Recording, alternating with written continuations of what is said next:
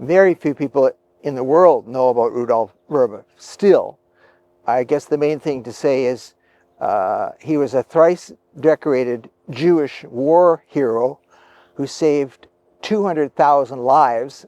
If you go up in Wikipedia now, the historians of the world have now concluded that he and his fellow escapee from Auschwitz, by writing their Vrba-Wexler report, are responsible for saving 200,000 lives.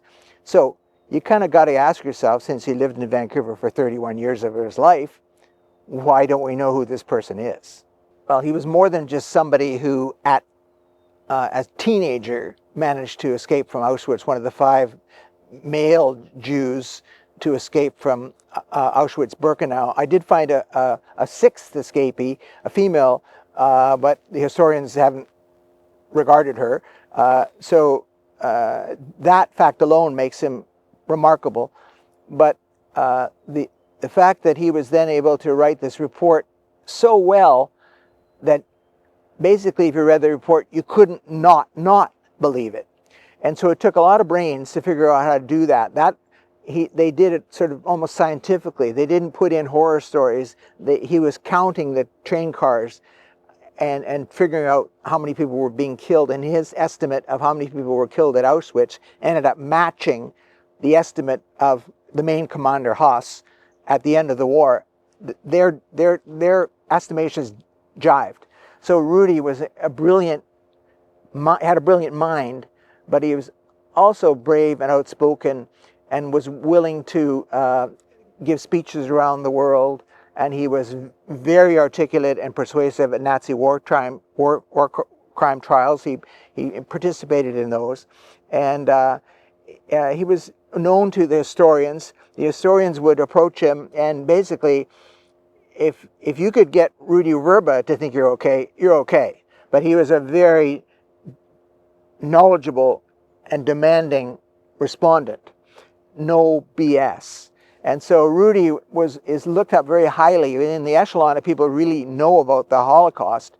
Rudy lived it, and he had the brains to record it, and he went for the rest of his life trying to speak the truth about it.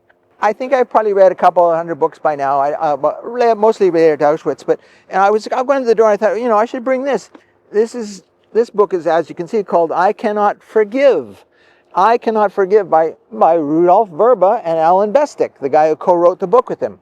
Brilliant Fleet Street journalist.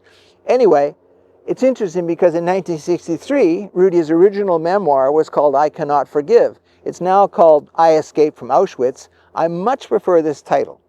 It's much more interesting because who is he saying he cannot forgive? He's not just saying, I cannot forgive the Nazis. He cannot forgive all the countries that didn't come to the rescue of the Jews. And he also cannot forgive some of the Judenrat councils, particularly in Hungary, who were unable or unwilling or failed to pass along the contents of the Vrba-Wexler report to people who are getting on the trains. And he cannot forgive that. Now, it's such an appropriate title when you understand the context. Great. But it was judged to be kind of too un-Christian to say, I cannot forgive. And so therefore the title was changed. But I like this version a lot better. I like the artwork that they had in the 1960s. And this is a book that is signed by Rudolf Vrba because it was given to me by Gillian Bryant, who is the sort of second important woman in his life after his wife Gerta. You could say his mother was the most important one, but in terms of the women that he cohabited with, there were 4 of them that I think were very influential in changing his character. And one of them was Gillian, and she lives in Hawaii now, and I met her, and she's become an excellent informant. And she was the one who gave me the signed copy of Rudy's book. Rudy's wife, Robin Vrba, who was a well-known Vancouver realtor for many years, people might recognize her name from signs, she took, rather than leave his extensive archive here, she chose to take it with her, trying to find a place that would truly value it.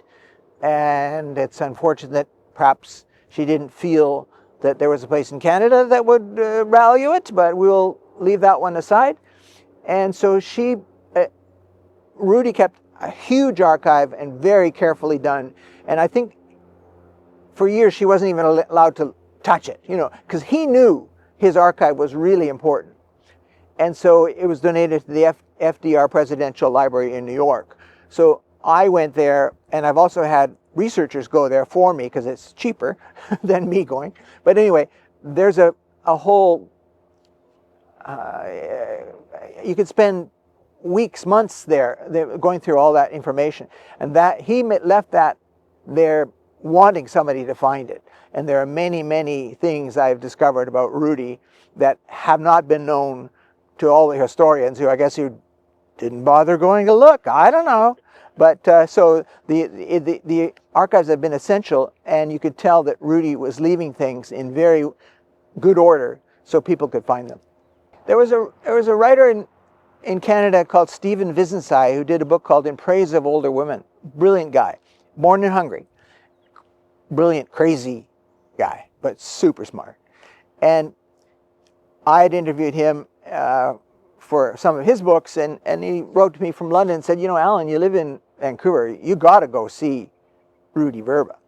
And because I respected Wiesenthal so much, I said, okay, if you say so, I will. And so I got to, and I guess Rudy liked me because I was a good listener, because you have to be a good listener because he does all the talking. But that's okay.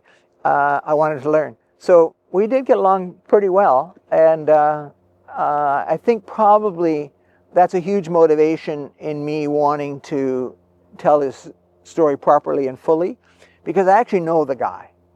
It's hard not to be critical of academic historians who are so nitpicky over, oh, you got the date wrong in that. Your whole treatise is out the window.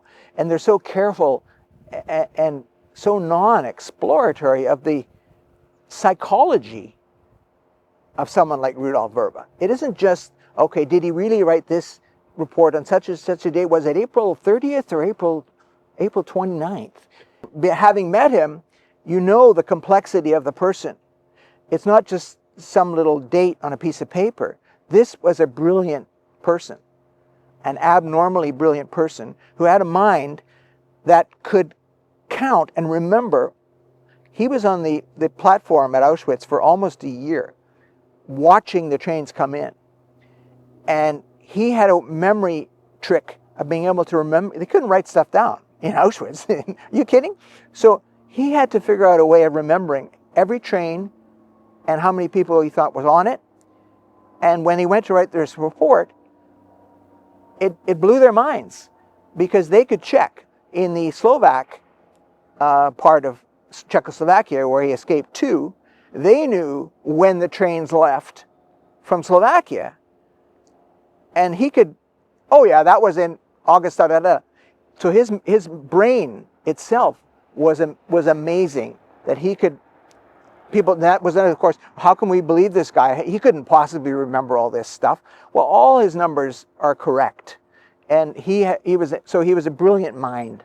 And he became a scientist. People don't know that, but he worked at UBC for almost 25 years as he was a specialist in neurology and pharmacology.